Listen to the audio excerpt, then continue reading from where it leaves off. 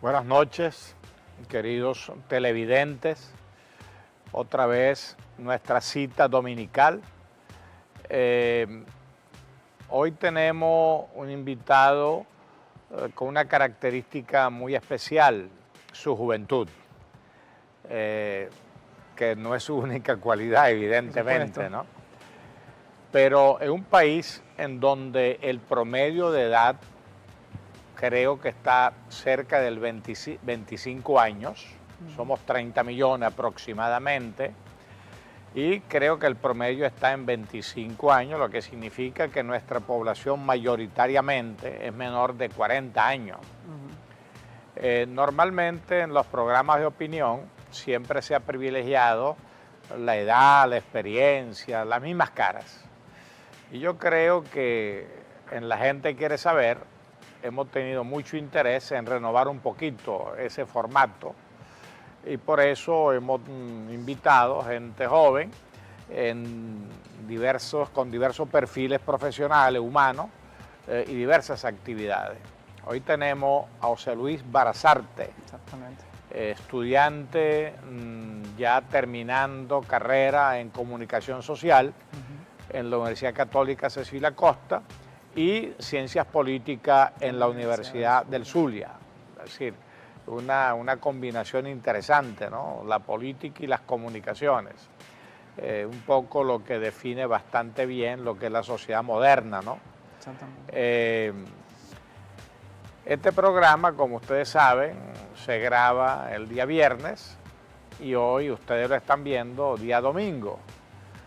Y estamos hablando de un fin de semana que en teoría van a pasar o pasaron o están pasando muchas cosas. Tenemos el día viernes el concierto, el mega concierto en Cúcuta. Tenemos el anuncio de que el sábado la ayuda humanitaria entra a Venezuela. Y se ha pedido la máxima colaboración básicamente a las Fuerzas Armadas para que no obstaculicen ni impidan esta ayuda humanitaria, y todo esto enmarcado dentro de una complejidad política que muchos, yo me apunto en esa dirección, pensamos que es de final del régimen, 20 años de experiencia que para muchos de nosotros no han sido buenas. Se arruinó una economía, se arruinó un país, se arruinó a PDVSA y se crearon todas las necesidades que se puede imaginar para la mayoría de los venezolanos. El solo hecho de que se eliminó el salario, ya que hoy en día ganar lo que se gane no sirve para casi nada, porque estamos en una hiperinflación, llevamos ya casi año y medio en hiperinflación, y decir eso y sufrirlo es palabra mayor. Y después precariedad en los servicios, problemas de electricidad, problemas de agua, asistencia sanitaria. Entonces la primera pregunta, porque el gobierno se empecina en negarlo, ¿Venezuela necesita ayuda humanitaria? Por supuesto que sí, necesita la ayuda humanitaria y es una realidad tácita, una realidad que vemos todos los días todos los venezolanos y que todos somos parte. El año pasado el CODECH lanzaba un estudio de la seguridad alimentaria en la ciudad de Maracaibo, en diferentes parroquias, en donde aseguraba de que muchos niños se acuestan sacrificando una comida, o muchos padres tienen que hacer malabares para poder suplir los alimentos de esos niños, y muchos tienen la incertidumbre de no poder alcanzar esos alimentos o poder consumir esos alimentos. Una de las parroquias más afectadas, lo cual me sorprendió, fue la parroquia donde yo vivo, la parroquia Manuel Danino. Y yo, es más, me confieso que también he sido víctima de esa misma situación, de la incertidumbre de la seguridad alimentaria, de no poder alcanzar los alimentos o no poder conseguirlos. Definitivamente la ayuda humanitaria es una ayuda que desde hace años se necesita, no ahora, desde hace mucho tiempo se necesita. Y muchos organismos internacionales coinciden en eso. Por eso el interés de muchas ONG y de muchas organizaciones no gubernamentales en pro de derechos humanos, que de poder dilucidar y hacer investigaciones y poder decirle al mundo de que la ayuda humanitaria se necesita y que son muchos los que dependen de esa ayuda humanitaria. Es por eso que primordialmente mucho de la ayuda humanitaria que va a venir a Venezuela va a ser a esa población más vulnerable, niños, embarazadas, ancianos, que está comprobado que si en una semana no reciben esa ayuda podrían morir. Bueno, yo creo que para efectos nuestros es muy importante lo que acaba de decir. Es decir, de hecho, no es un invento de la oposición, ni es un invento de alguien que quiera molestar, sino desde hace mucho tiempo en Venezuela realmente millones de personas están sufriendo de desnutrición, especialmente, como tú decías, el sector más vulnerable, infancia, vejez. Y que a nivel popular inclusive se prestó un poco a humor negro, ¿no? Se hablaba de la dieta Maduro. Aquí todo el mundo perdió peso. Todo el mundo perdió peso y no había alimentos, no se conseguían. Y cuando empezó a conseguirse, porque parte de la economía se dolarizó, el grupo minoritario que podía tener el poder adquisitivo, entonces realmente era inalcanzable para la mayoría. Entonces definitivamente en Venezuela hay desnutrición, hay hambre, hay deficiencia proteica y de vitaminas, y eso está creando y va a crear un problema en el mediano o largo plazo importante, porque evidentemente la desnutrición es una puerta franca a cualquier enfermedad. Otro aspecto importante de la ayuda humanitaria es el sector salud. Es decir, hay niños que se mueren porque no consiguen un antidiarreico en su familia, o un antigripal o para bajar la fiebre. Estamos hablando de cosas elementales, ¿no? Y después hay cosas mucho más graves como los pacientes que dependen de insumos más difíciles de conseguir. Claro. Entonces, se puede hablar también de una precariedad y una crisis en el sector salud. Sí, se puede hablar de una crisis en el sector salud, sobre todo porque está comprobado, y muchos nutricionistas coinciden en eso, de que la desnutrición ha logrado cambiar a la población, ya que los niños que se forman hoy en día van a ser adultos más débiles, de menor estatura, porque estos son padecimientos que son a largo plazo, que inclusive comprometen el desarrollo cognitivo de esos niños que se están formando ahora. Hace poco leía una de estadísticas de la Organización Mundial de la Salud que hablaba que al menos 1.500 venezolanos habían muerto por falta de medicamentos en hospitales.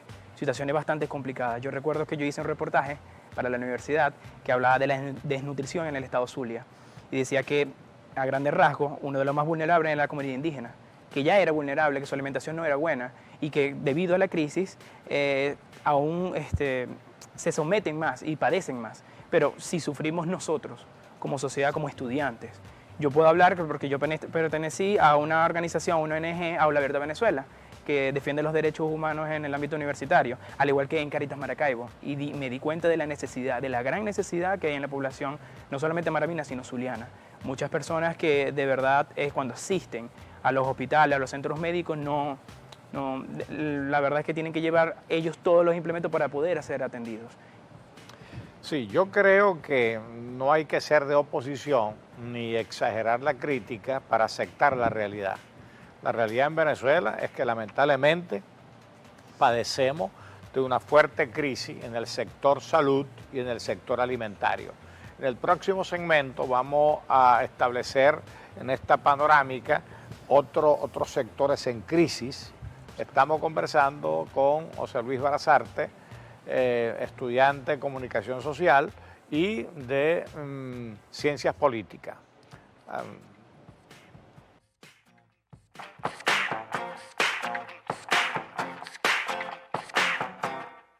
Si deseas comprar, vender o alquilar un inmueble, debes hacerlo con los mejores, los más profesionales y los que garantizarán que tu dinero será bien invertido. Por eso te recomiendo a Maybelis Briñes, tu asesora inmobiliaria. La puedes contactar a través del teléfono 0414-698-9050, perteneciente al grupo RIMAX Milenio.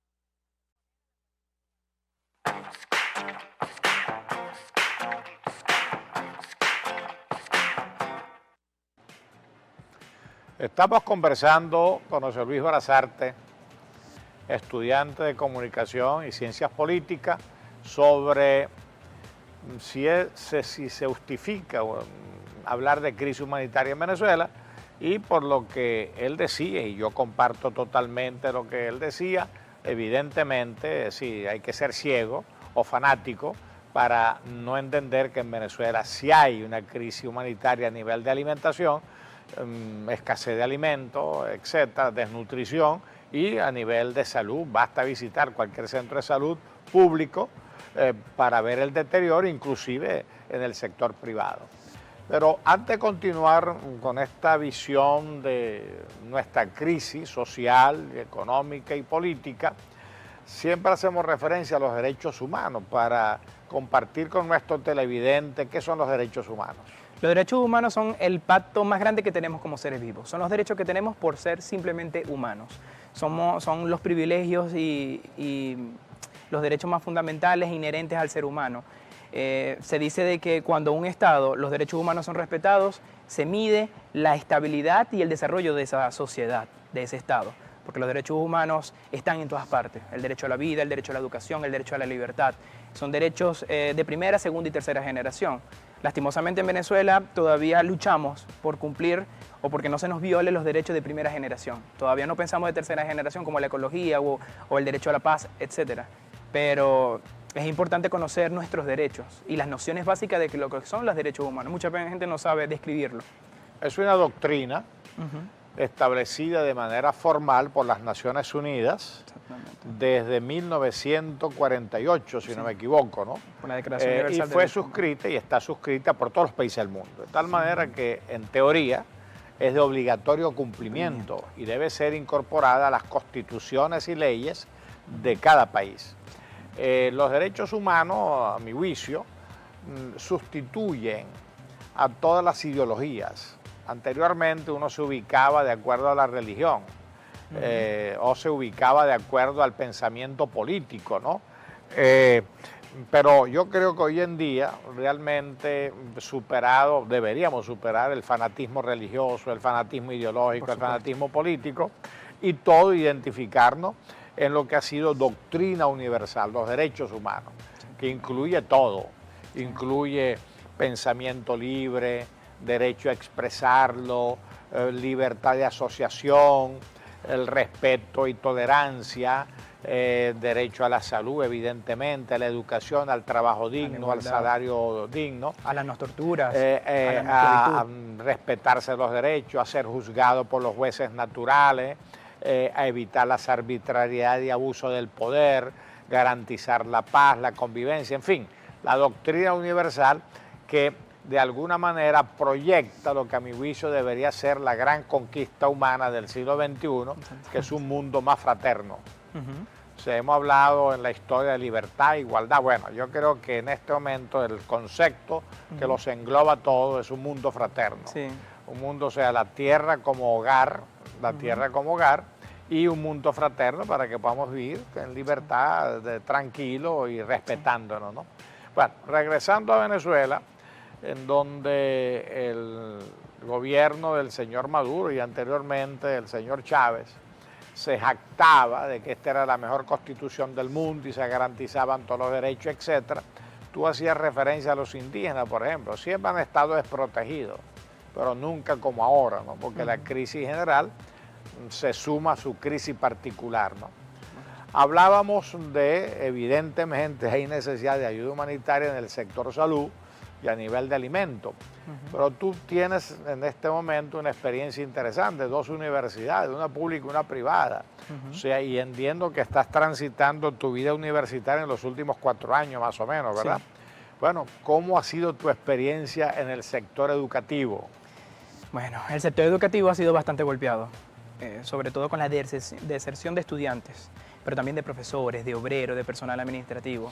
Cada vez la crisis se ve más evidenciada en cada salón de clases.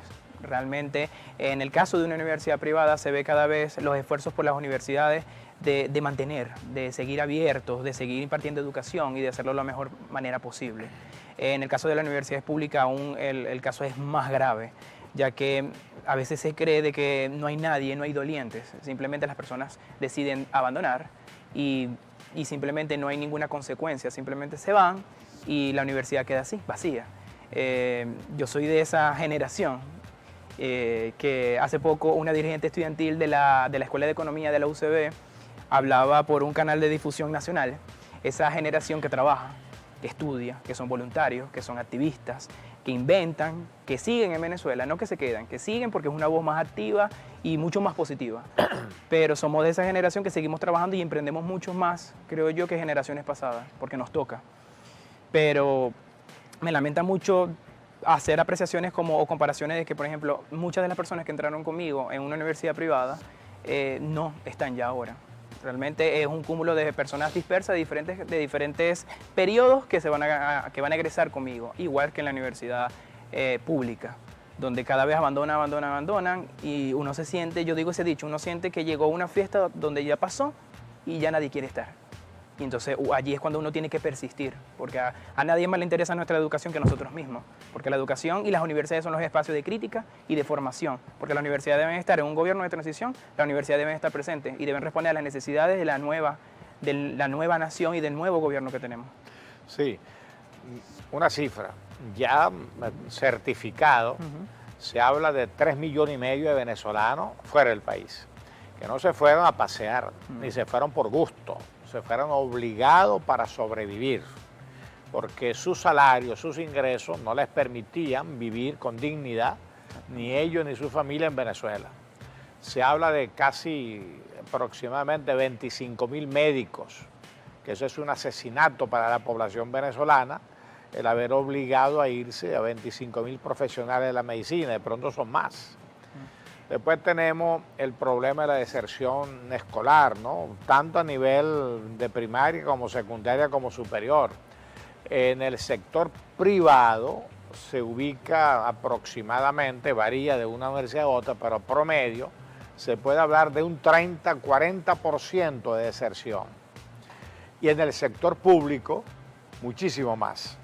Yo creo que a ti te consta de manera empírica, porque yo tengo relación con el sector universitario público y privado, y me dicen, por ejemplo, que en Luz, de un salón inscrito 30, 40 personas, van 6, van 5, sí, van 2 o no va nadie. Y en el sector privado, de un grupo de 30, 40 personas, se reduce a 15, a 20, a la mitad o menos de la mitad. Y la deserción profesional se calcula también promedio de un 40%. Y en el caso, por ejemplo, de la Simón Bolívar, que es una excelente universidad pública, pero que funciona con estándares y criterios de gerencia y administración privada, que es una universidad con una gran fortaleza en ciencia y ciencias duras, bueno, dice que parece que la deserción profesoral y estudiantil alcanza cifras por encima del 50%. De tal manera que dentro de esta lógica del programa de hoy, de que sí tenemos una profunda crisis humanitaria, también en la educación ello se refleja. Seguimos en el próximo segmento.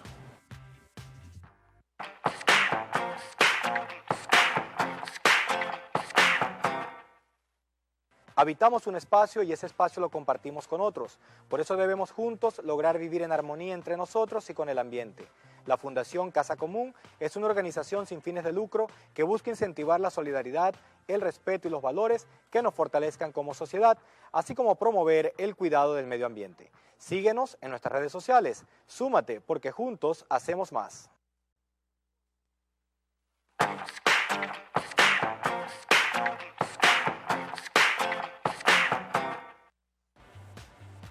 Seguimos en La Gente Quiere Saber. Estamos conversando con José Luis Barazarte, estudiante de Comunicación Social y Ciencias Políticas, Y con él hemos establecido de manera, a mi juicio, objetiva, sin manipulación, que realmente en Venezuela venimos padeciendo una profunda crisis social establecida desde todo punto de vista, en educación, salud, alimentación, ¿no? Y hablábamos un poco en el segmento anterior de la crisis universitaria, la aguda crisis universitaria de deserción y realmente de colapso del sistema. Pero esto también es verdad con el resto de la estructura educativa, ¿no? Porque yo tengo información que toda la estructura pública, privada, de primaria y secundaria, prácticamente está colapsada, ¿no? Por supuesto. Sucede que totalmente igual que el sector universitario, desde el área más básica hasta el área más específica. Hace un tiempo, en 2017 específicamente, leía una investigación del secretario de Educación de la Gobernación de Miranda durante el gobierno de Enrique Capriles, y hablaba de la crisis que existía en Miranda en cuanto a la educación, y me di cuenta de que esa misma crisis la vivíamos nosotros, de muchos niños que iban sin comer a la escuela, de muchos niños que no tenían el uniforme. Entonces él hacía una premisa muy importante y que de verdad comparto, en la cual habla de que se debe priorizar la educación más que las condiciones. Se habla de que no se debe dejar que un niño deje de educarse porque no tenga el uniforme, porque no tenga zapatos o porque no lleve comida. Se debe aprovechar que ese niño va a la escuela porque es un lugar donde se le puede tal vez garantizar una comida, donde se le puede garantizar la educación, donde se le puede garantizar de que ese niño pueda salir de esa situación, porque su casa no va a ser más que eso. Tal vez se va a dar al ocio y tal vez a aspectos negativos, y de verdad que la educación es lo que se debe priorizar. Es por eso que me parece sorprendente. Yo converso con muchos de mis compañeros a hablar de la situación país, y nos parece sorprendente muchas personas que egresan de bachillerato y todavía emprenden estudiar en el ámbito universitario, sabiendo la situación y sabiendo que hay que trabajar, que como jóvenes tenemos que trabajar porque no podemos simplemente estudiar. Y el ámbito preescolar y básico no es indistinto, sobre todo porque le pega a los niños, a los padres que dejan de comer por darle el alimento a los niños, pero también a las maestras, que cada vez emprenden ir a otros países a sobrevivir como pueden para poder mantener a su familia. Claro, mira, uno de los grandes crímenes cometidos en Venezuela por el régimen es haber anulado el valor de la moneda y haber anulado el valor del trabajo, del salario. Porque no importa lo que tú ganes, no vas a vivir con aquello. Realmente eso ha sido brutal, porque ha condenado a la mayoría de los venezolanos a la indigencia, ¿no? Pero tú decías algo con respecto a la importancia de atender al estudiante, al niño, al joven, con el vaso de leche, el desayuno, el zapato, etcétera, ¿no? Yo estoy de acuerdo con eso. Si uno puede ayudar, hay que ayudar, pero a la larga eso no es la obligación del sistema educativo. Por supuesto. Porque de pronto pudiéramos convertir en asistencialistas. Le podemos dar el vaso de leche, pero no lo estamos educando. Yo creo que lo correcto es plantearse un modelo económico, social y político, en donde el salario rinda, en donde todos tengan oportunidades de trabajar y producir, en donde haya emprendimiento, es decir, una sociedad productiva en donde todos seamos protagonistas y en donde todos colaboremos al bienestar personal, familiar y colectivo, ¿no? Y que la escuela se dedique a lo que le toca, el liceo a lo que le toca, la universidad a lo que le toca. Porque ese ha sido uno de los problemas, a mi juicio, de estos últimos años, ¿no? Que se han confundido y mezclado las cosas. Los militares vendiendo lechuga, repartiendo cosas, PDVSA ocupándose de reparar calle o de repartir comida. Sí. En política se dice que es un estado hipertrófico, que creció y cada vez abordaba menos competencia. Sí, pero no solamente hipertrófico, sino un estado, o sea, a mi juicio, totalmente fuera del concepto de estado, porque el estado tiene que ser un conjunto de instituciones y leyes en donde cada uno y cada quien hace lo que le toca, ¿no?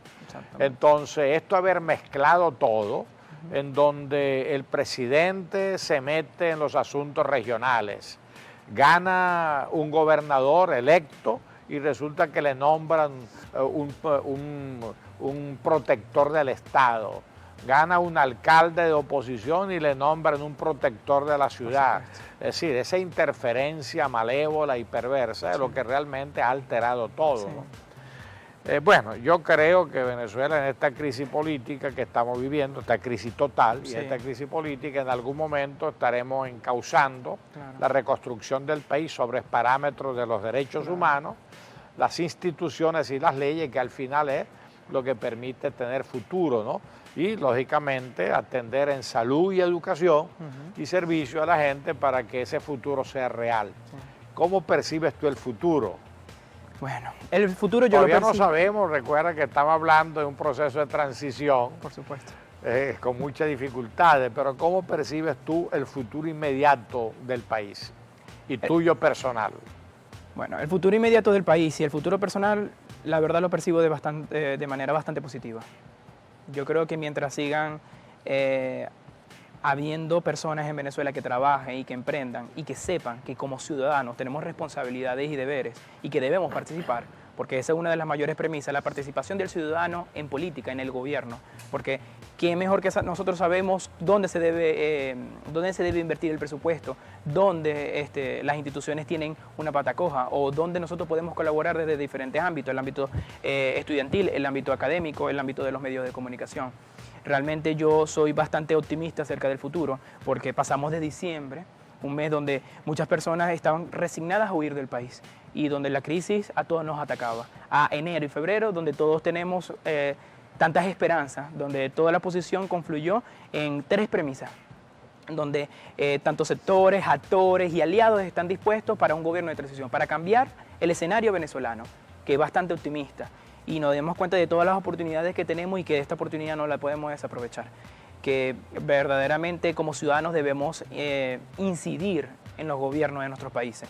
Y entonces retomo algo que dijo del exceso de ideologías, y justamente el Papa Francisco hablaba sobre eso en una conferencia que dio a los medios de comunicación, de que en Latinoamérica hay exceso de ideología, y coincidimos que la ideología es una perspectiva del mundo.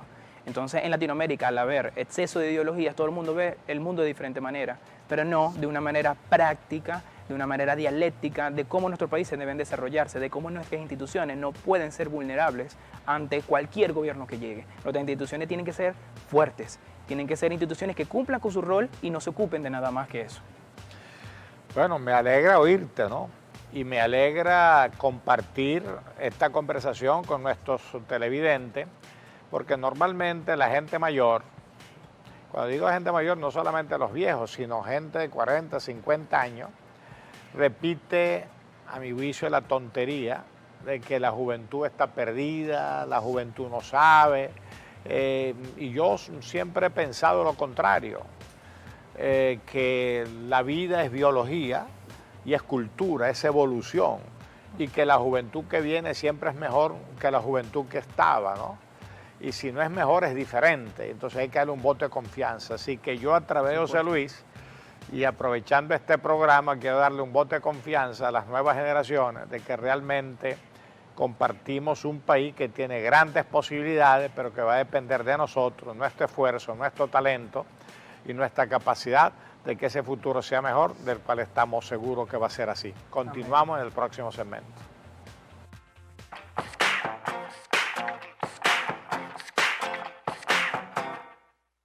Charcutería y Víveres La Chinita, donde encuentras todo lo que necesitas. Estamos ubicados en el barrio La Chinita, en la calle 113, frente al ambulatorio La Chinita.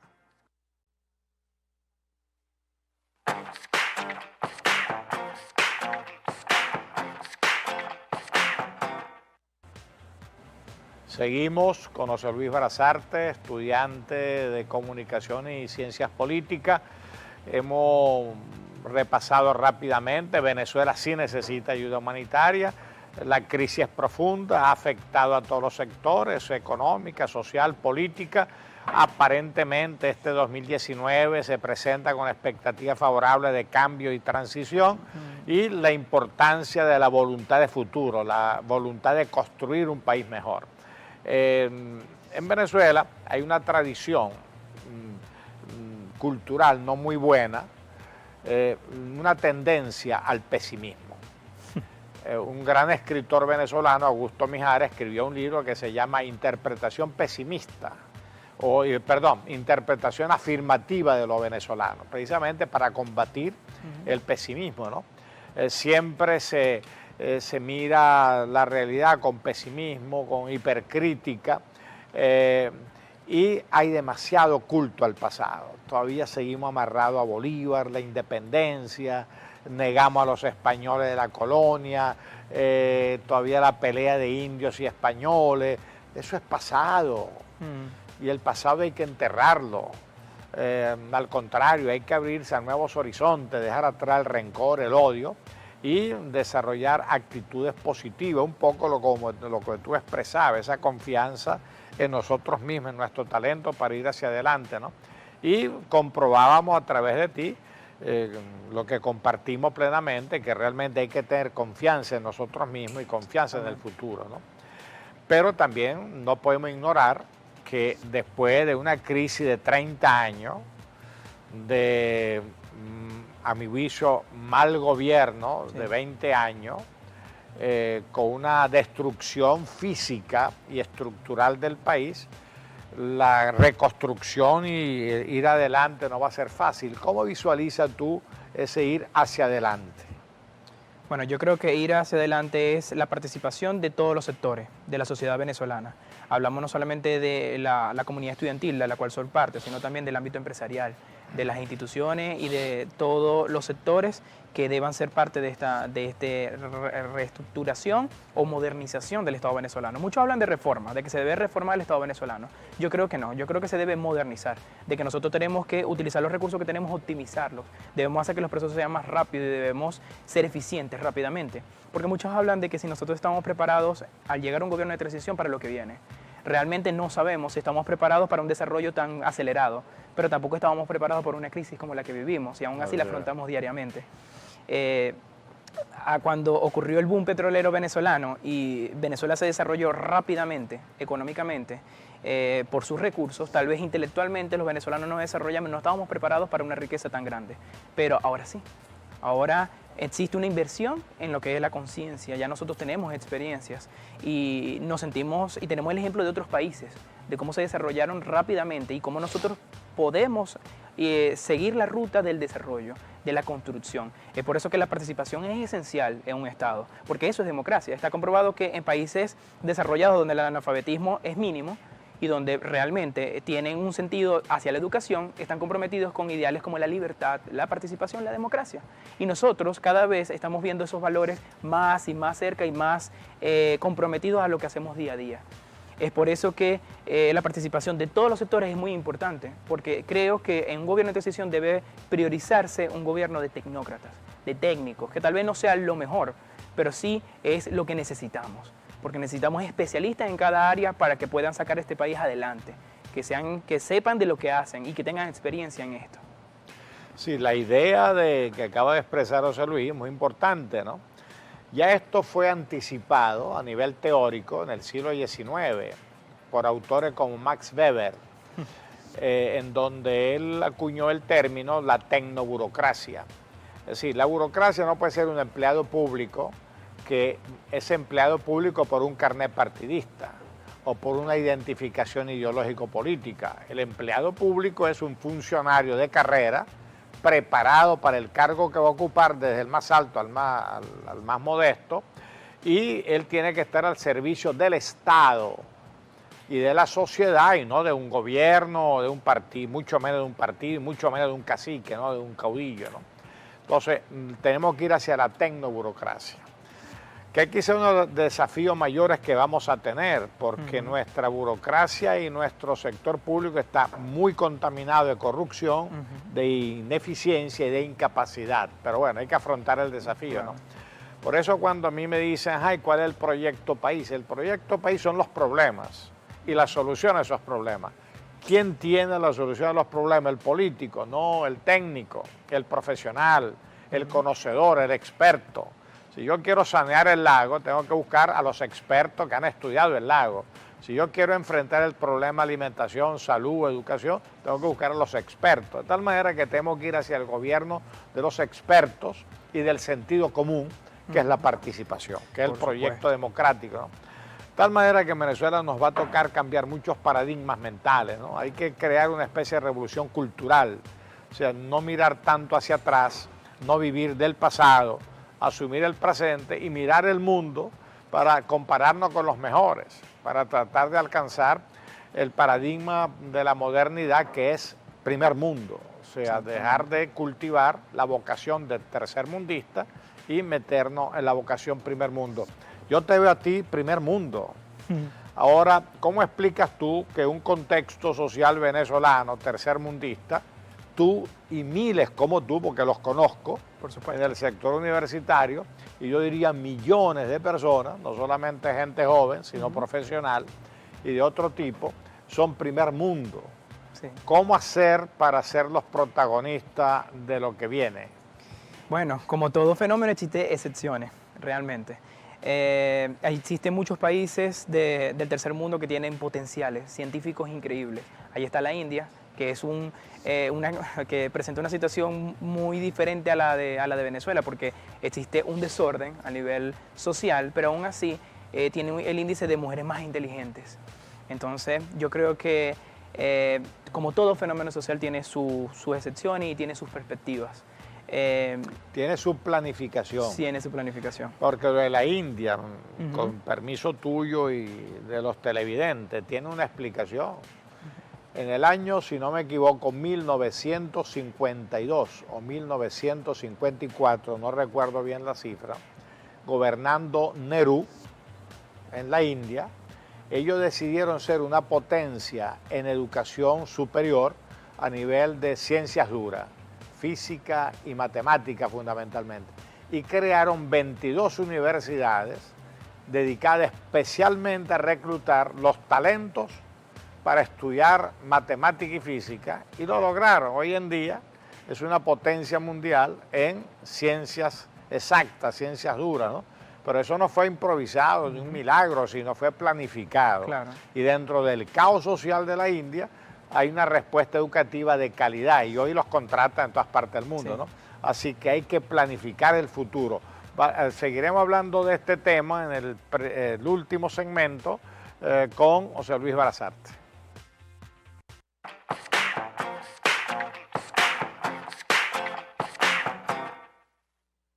Para sentirte bien, no basta con un buen régimen alimenticio, debes tener un buen régimen de ejercicio. ¿Y qué mejor lugar que Aloft Gym? Un gimnasio con las máquinas más modernas y actualizadas, un personal de entrenamiento altamente profesional. En Aloft Gym encontrarás distintas actividades adaptadas a tu necesidad. Estamos ubicados en el centro comercial Flamingo Beach, en Isla Dorada. Para mayor información, puedes contactarnos a través del teléfono 0261-744-4708.